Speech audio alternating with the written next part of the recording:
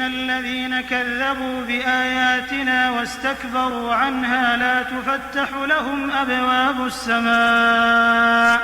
ولا يدخلون الجنة حتى يلج الجمل في سم الخياط وكذلك نجزي المجرمين لهم من جهنم مهاد ومن فوقهم غواش وكذلك نجزي الظالمين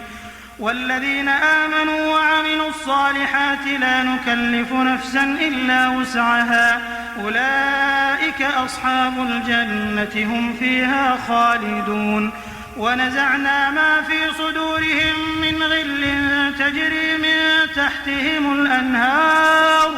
وقالوا الحمد لله الذي هدانا لهذا وما كنا لنهتدي لولا أن هدانا الله